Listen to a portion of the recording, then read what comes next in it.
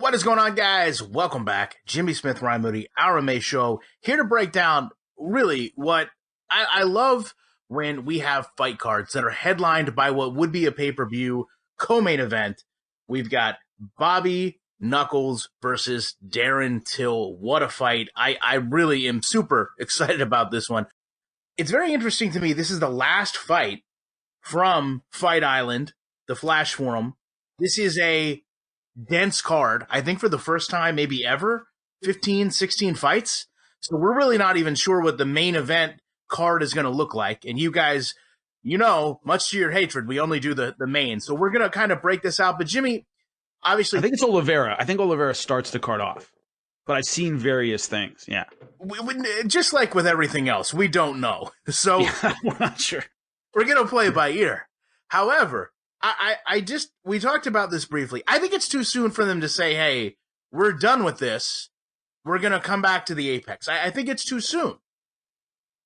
Yeah, I think that's pretty unlikely. They have to be making preparations for a lot of the Southwest to shut down, Nevada included. Although California just opened up for MMA and they're getting hit really hard. So they're taking a gamble because they know it's safe where they are. They have the infrastructure set up. They know it's good. I don't know why they wouldn't stay out there for the foreseeable future, but we'll see. Yeah, and the first thing I thought of is all the fights that we have coming up that maybe people assumed they were going to be staying in the U.S. or going to Vegas. I can only imagine if some of them are going to start to get pulled over if they do stay there. Puts a lot of people and their families in a very compromised position. I know Dana's been very big on, you don't have to fight if you don't have to fight, but you better have some standbys on deck because I have a feeling not everything's going to work out. We've been very fortunate, and I think obviously you and I were very very vocal about how we felt about this whole ordeal. In hindsight, everything went as good as can be. We only had a couple fights that got moved around. We only lost a couple fighters. Nobody seriously, coming back in illness. So everything went perfectly. I kind of don't want to change it now that we know the system's in place, right? Yeah, I just had my third COVID test today, by the way. I'm doing Titan tomorrow. It's on a Thursday. I did my COVID test right there, and they have one now where they can take blood. It's like a pregnancy test. It's right there. They drop the blood on the thing, and about 30 seconds later, these lines come up, and they're like, you're good. I'm like, well, really? And they're like, yeah, you're good, because right there's a line that says you don't have anything, and if there's another line here, you have the antibodies, which means you might have it. We got to test you again, and there you go. You're set. Yeah, so it's crazy what they can do now, yeah. Yeah, better than getting stabbed in the brain with a Q-tip like I've had to do, and you as well. Yeah, that sucks. I've had 2 of those. Yeah, this is my first one by blood. It's way easier. Yeah, much easier. So, here we go. Starting out, main card. I need different Oliveira first names. Alex Oliveira is fighting. He is Cowboy. Here's the thing. I watch the fights. He is reckless at times, but he is durable and well-rounded. He is the kind of guy that can have a long career, but the problem is going to be the matchmaking. I don't see this fight going his way. And in doing research for this, I also got a really good time where I can use MMA math. So if Dalby, who's also on this card, I believe, beat Oliveira by decision in 2009, but lost to Sabath in 2006, this is an open and shut case. Oliveira is going to get the loss here. Done deal. Finished. Over. No, not really. Look, here's the deal to me is, as you said, Alex Oliveira can get a little wild. He's not a big 170-pounder. He's not gigantic for the weight class. We saw what happened against Mike Perry. He just can't trade punches with big guys at welterweight. Sabath is a big welterweight, 6 foot, a solid 170 pounds. You saw what he did to Ben Saunders, has real power. And Oliveira has lost 3 out of his last 4. So I think when you talk about experience and he's been in there with great names and all this stuff, that's true, but it works against you at a certain point. And I think we've gotten to the point where we're starting to work against Alex Oliveira. He's been through a lot of wars. And Sabath is a very hard hitter who's very hungry. 33 years old, 17-6, so he's extremely experienced. But right now, of course, the knockout loss to Leon Edwards, but Leon Edwards is slick, really fast. Alex Oliveira doesn't really have that style or that physical ability. I think this goes Sabath's way. I love every once in a while you slip up and you call Mike Perry a great fighter. I didn't call him a great fighter, did I? You said great fighter. I just said he can't trade. No, I said he can't trade punches with that guy. He doesn't have the frame to trade punches with Mike Perry. That's a big dude. That's what I'm saying. Neither do old guys. Neither do old guys at restaurants, though. Didn't have the frame. True. Yeah. True.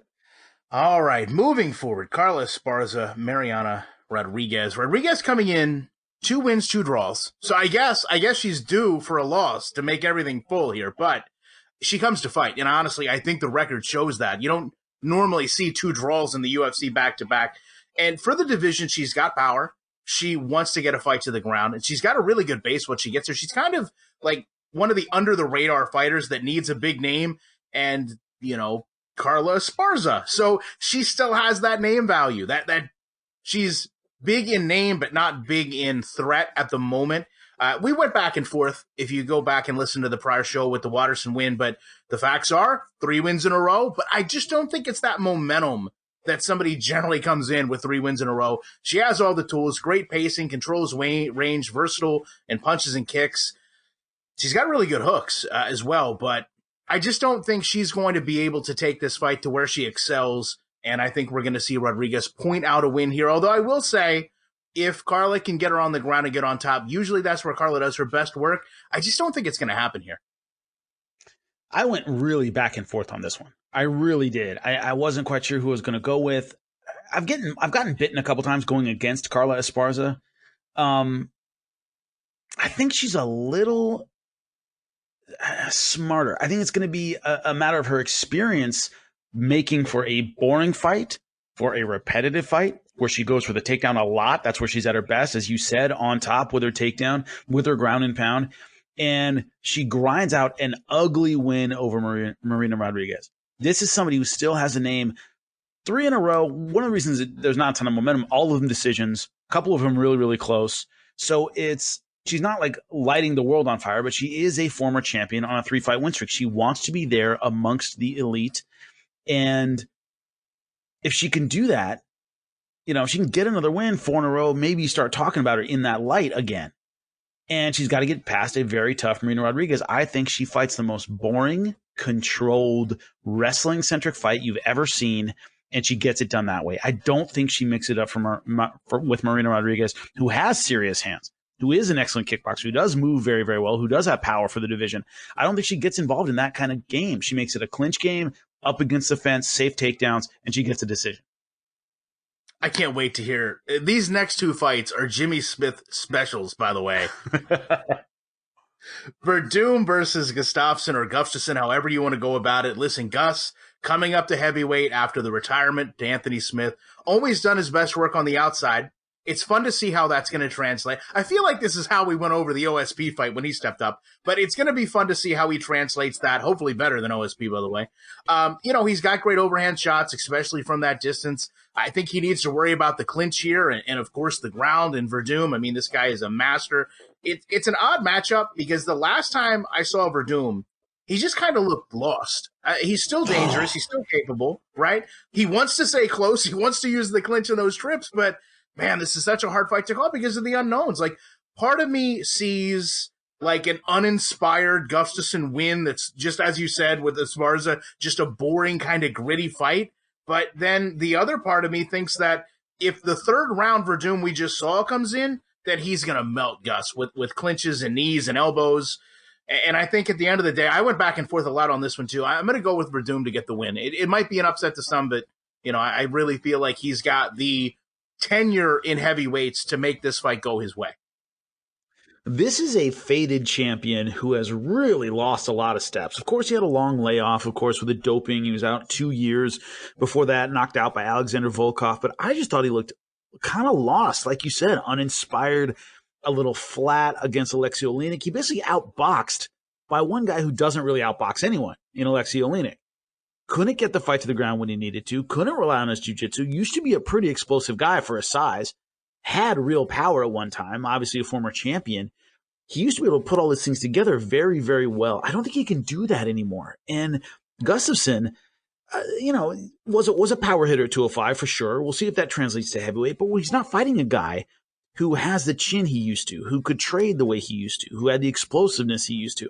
I think it's a very favorable matchup for Alexander Gustafsson for his heavyweight debut because it's a big name who can't necessarily defend his spot in the division anymore.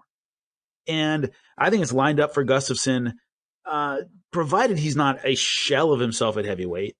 And who knows, Werdum might have a vintage performance left in him, but his last two have not been good, especially the fight against Oleinik. I think this set up for Gustafsson to at least, break into the top 10 in the division, especially if he gets a dramatic finish. I go with Gustafsson.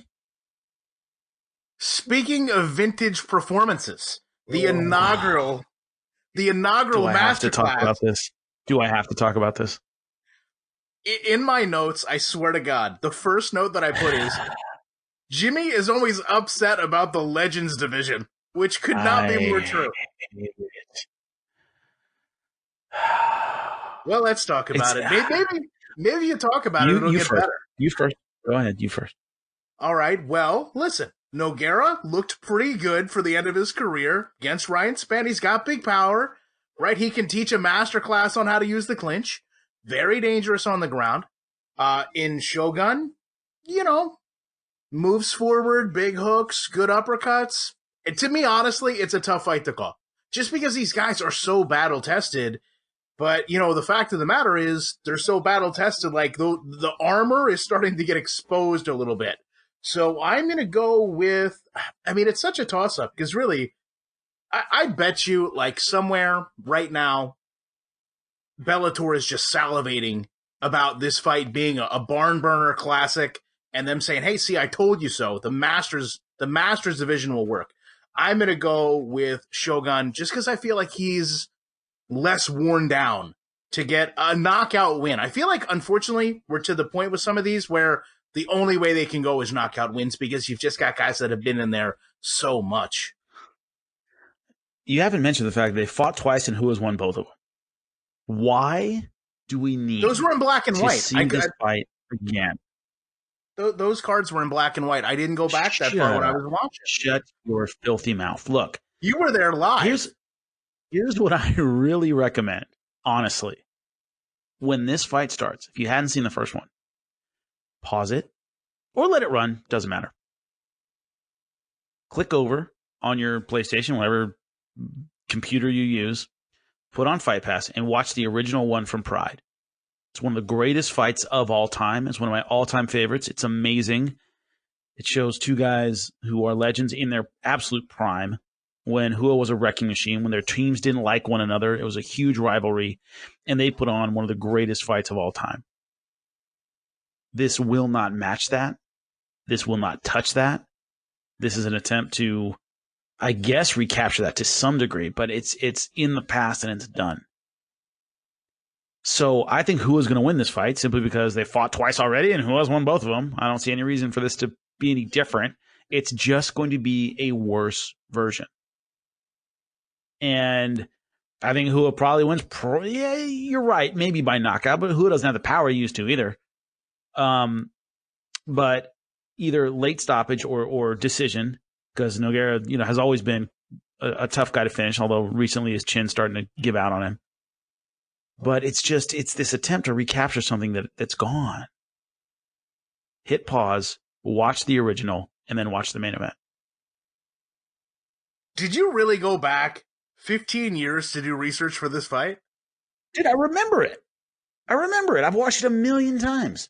That was like one of my go-to MMA fights forever. Like, nothing going on right now. I would sit back and watch that fight.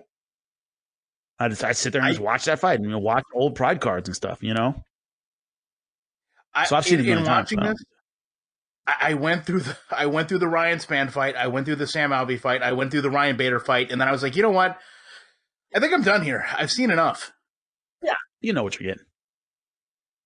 What we don't know we're getting is the main event, and this is the big one. I would say it's a number one contender fight. Yeah, Robert Whittaker, Darren Till. It's interesting with Darren Till. When he went to middleweight, he looks the same as he did before. Hands low, great left jab and straight. Everything really from the left side. He mixes in shots well. He keeps your eyes moving. But one of the things that interests me about Darren Till is I don't want to say that he's plotting, but he almost tends to remain very calm. And if he can keep his range, he's tough to beat. It's not a confidence, right? Sometimes a fighter comes in a little cocky in their movement, hands down confident. Darren Till just has like a calmness. Now, with Whittaker kind of bouncing back here against obviously a lot of personal issues that have let fans, including me, feel like maybe he wasn't himself, we're kind of not sure who we're going to get. If it's the Robert Whittaker from before with the quick hands, moving in and out, not taking a lot of damage, staying tight, I think he's really one of the better fighters in the division. I just don't know that we're going to get 100% full on Bobby Knuckles and getting in and out, using those uppercuts and really hurting Till. I will also say Till is known to chase a fighter, and I feel like the last person you need to go chasing is Robert Whittaker, and I feel like that's what's going to end up happening here. Till's going to chase him, Whittaker's going to cut an angle, and I don't feel like it's going to be early, but I think, collateral damage, Whittaker will get a mid-fight knockout here. To get out of the way, I pick Whittaker as well. The interesting thing is both guys are coming off performances that are not indicative of what they can do. Whittaker chased around Israel Adesanya, ran at him a couple times, which is insane. And he fell to probably the greatest counter striker in the sport right now. Darren Till, very gun shy against Kelvin Gastelum. That's the best way to put it. He kind of didn't do anything in the first round, slowly turned it up in rounds 2 and 3. He has, for a southpaw, a really excellent jab. He has very good straight punches. Doesn't do a lot from the outside. I mean, he's not a great kicker. He doesn't leap into a lot of shots. He keeps his feet underneath him, and he moves forward and gets it done in punching range. Whittaker explodes on you from the outside. Very good kicker, but, suddenly he's outside. You don't think he's going to do anything, and then wham, he's right inside on you with that leaping left hook or leaping right hand, leaping knee, and that distance is closed. Till doesn't do stuff like that for the most part. The interesting thing is whoever controls range wins. That happens all the time.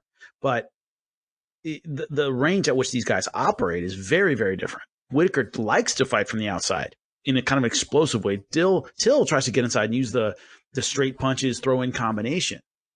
So it's that dominance of range to me is the whole fight right now. Assuming their mental issues are about the same, Whittaker just has, I think, more options. There are more positions he's good in. There are more positions he's explosive from. Darren Till has shown us weaknesses, not just in striking game, but, when he gets taken down, Tyron Woodley pretty much had his way with him. So Robert Whittaker ain't bad on the ground. Doesn't have a bad takedown. Pretty good top pressure. Decent jiu-jitsu.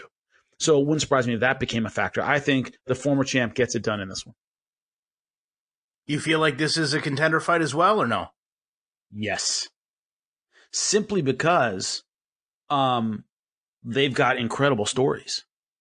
They've got incredible fan bases. They are exciting. They're big names. It's not just what they it's not just the performances they have. The comeback story fans love that.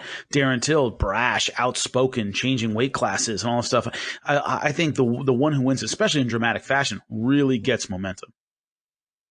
It's interesting you put it that way, because when I think about what I would want to see next, I firmly believe Robert Whittaker will win this fight. I don't know, though, that I would be as excited to see Israel Adesanya versus Robert Whittaker 2 as much as I would be Darren Till fight Adesanya. Yeah, I mean, that's the interesting part is how this shakes up, especially post-Costa fight. Remember, Israel Adesanya has to get past Paulo Costa. That's no easy fight either. So there's a lot up in the air for this. Well, I mean, what would you rather see? Darren Till, Adesanya, or Whittaker Adesanya?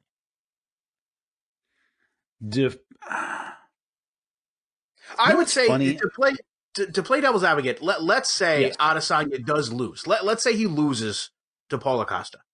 You would think then you'd almost have built into this, maybe the winner of this fights Costa, and then you have that Whittaker versus Adesanya match kind of in the wings, where a lot of people weren't really, sure, based on all the personal issues, who we were going to get with Whittaker. But I just feel like I saw enough in that first Adesanya fight to not want to see another one with Whittaker. But I think I would like to see that trash-talking Darren Till against Adesanya, because some of his, I hate to go the Conor McGregor route, like that would be a more entertaining build-up, right? Yeah, it would be, but to me personally, just from my perspective, I want to know if Whittaker just had a bad night or if Adesanya is really that much better, because he looked significantly better in the actual fight, but I thought Whittaker seemed like the nerves were getting to him. It really seemed like he almost wanted the fight over with. Like he seemed like having a lot of bound up energy, and that's not normally how he fights. So I would be interested to see a rematch just to see if Whittaker can put up a better performance. But that's me. A lot of fans, once, an ex-champion is old news and they want to see Darren Till fight for it. So I think the majority might be with Darren Till. I would like to see Robert Whittaker get another shot at it. Also, Francisco Trinaldo was on this card, so I don't know how many times do you think the UFC has had two fighters, 44 years old, with yep. That doesn't happen all that often. That might be another reason to keep it on the island, But Werdum's 42. I can't think of the last time there was two fighters over 40 on a card. It's crazy. Yeah, it's crazy. Yeah. It's UFC. It's where we are. So, all right. With that said, we appreciate you guys checking this out, and we will be back very shortly with more commentary.